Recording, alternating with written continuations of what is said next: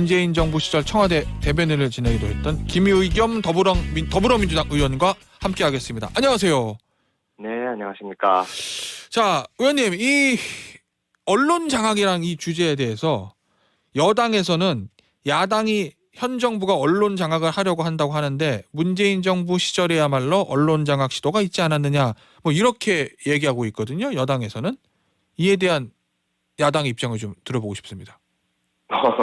뭘 가지고 언론 장악 시도를 했다라고 말하는 것 자체가 제가 이해가 되지 않는데요. 예. 네, 그렇습니다. 지난주에 저희가 인터뷰한 이양수 국민의힘 원내수석 부대표가 한상혁 전 방통위원장을 예로 든 적이 있고, 뭐 KBS 네. 고대영 사장이나 MBC 김장겸 사장을 해임했던 거. 그러니까 홍석중 의원 같은 경우에는 이 고대영 이사, 그 다음에 이 강규영 이사, 지난 정부에서요, 이 문제를 좀 삼고 있거든요. 그게 문재인 정부의 KBS를 장악하려는 시도에서 나온 거다, 뭐 이렇게 얘기하는 것 같던데요.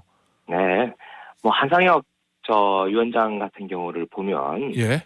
지금 뭐 TV조선 재승인 문제 이걸 가지고 문제 삼고 있잖아요. 네.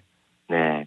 그런데 지금 물론 기소가 되긴 했습니다만은 그 기소된 내용이 꼼꼼히 따져보면 지금 검찰이 제대로 된 증거를 제출하지 못하고 있다고 생각을 합니다. 그래서 한상혁 위원장에 대한 구속영장이 기각이 됐던 거고요. 네. 그래서 지금 이동관 방통위원장 문제라든지 KBS 수신료 문제, 또 최근에 있었던 MBC 압수수색 문제 하고는 궤를 달리하는 문제다라고 생각을 합니다. 그러면 우리 김의겸 의원 얘기는 문재인 정부에서의 언론 장악 시도는 없었고 현 윤석열 정부는 언론 장악을 시도하려고 하고 있다, 이런 의미신가요? 네, 그렇습니다. 알겠습니다. 그럼 이동관 방통위원장 임명 자체가 현 정부가 언론 장악을 하려는 포석이다, 이렇게 보고 계신 건가요? 네, 그렇죠. 그건 왜 그렇죠? 그 이동관 전 홍보수석 같은 경우에 예. 지금 뭐 아들 학폭 문제도 있지만 좀 더 본질적인 문제가 그 아들의 학교 폭력보다는 아버지의 언론 폭력, 예. 아버지의 방송 폭력이 더 문제다, 이렇게 생각을 합니다. 예. 네. 지금 드러난 자료만 해도 뭐 여러 가지가 있는데요.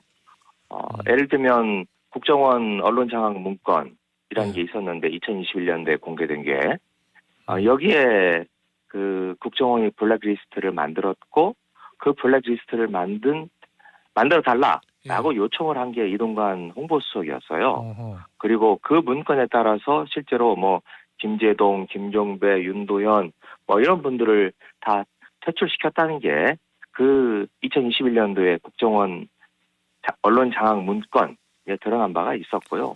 이것 말고도 뭐 MBC 뉴스데스크 분석한 문건이라든지 여러 건의 증거 자료들이 움직일 수 없는 증거로 나오고 있습니다. 자, 그런데 앞서 제가 말씀드렸던 국민의힘 이양수 원내수석 부대표가 저랑 인터뷰할 때 한 표현을 빌자면, 지금이 2023년인데 요즘 세상에 방송 장악을 한다는 건 불가능하지요.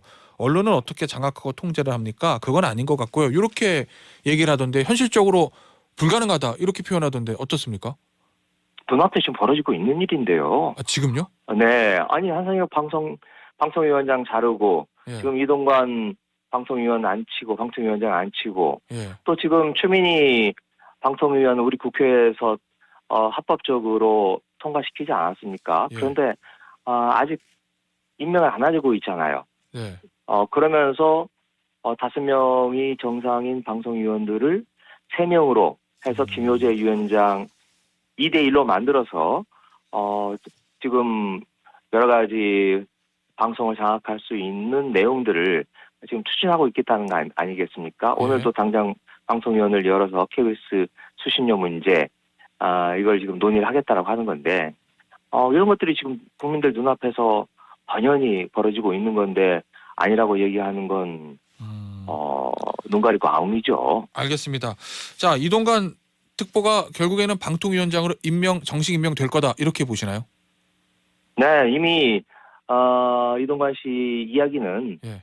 제가 파악해 본 바로는 지금 방통위원장에 임명을 하려면 용산 예. 대통령실과 법무부가 인사검증을 해야 되는데 그렇죠.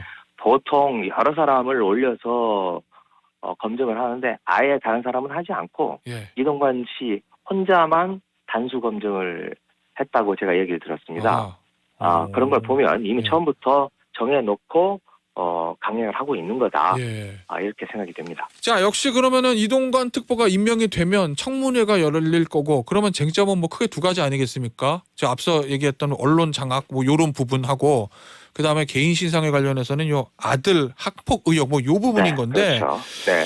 어제 그 학폭 피해자로 지목된 A 씨가 언론사들에게 입장문을 보냈다고 하죠. 자신을 학교 폭력 피해자로 분류하지 말아달라. 네. 이동관 특보의 아들로부터 사과받고 문제없이 현재까지 잘 지낸다. 진술서 내용도 다소 과장 왜곡이 있었다. 뭐 이런 내용. 그 피해자가 나는 피해자가 아닌데 왜 그러지? 이 얘기거든요. 이거 어떻게 보고 계신가요? 네.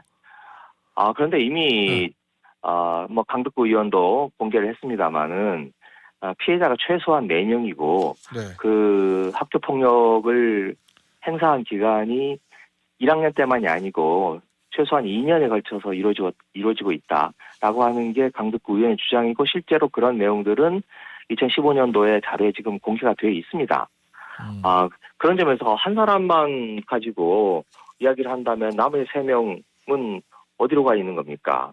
그리고 이 학교 폭력 그 피해자라는 분도 자기를 피해자로 낙인 찍지 말아달라라고 얘기를 한 거지 네. 학교 폭력이 없었다라고 말하는 건 아니거든요.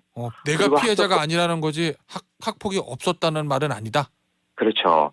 그건 무슨 사과를 말이에요? 했다. 나는 아닌데. 사과를 하고 하해를 했다라고 하는 거지. 예. 그 전에 있었던 학교 폭력이라는 것 자체가 없었다라고 말하는 건 아니지 않습니까? 그리고 그런가요? 그렇게 학교 폭력이 있었다면 예. 그건 무조건 학교 폭력 예방법에 따라서 학폭위가 무조건 열려야 되는 건데 그러지도 않았고 그러지 않은 이유는 또 김승유 재단 이사장에게 전화를 걸어서 뭐 협조나 압력을 가했을 가능성 또 지금 뭐 학생 선도위를 통해서 전학을 했다 이렇게 이야기를 했는데 변명을 했는데 이것도 예. 뭐 사실이 아닌 걸로 지금 언론 보도에 의해서 드러나고 있지 않습니까? 예. 뭐 이런 것들이 그러니까 학교 폭력 자체도 문제지만 정순신 전 국가수사본부장이 문제가 됐던 게 아들의 폭력도 문제지만 아버지가 검사 출신인 아버지가 법기술 이용해서 그걸 최대한 늘리고 2차 가해를 가했다라고 하는 건데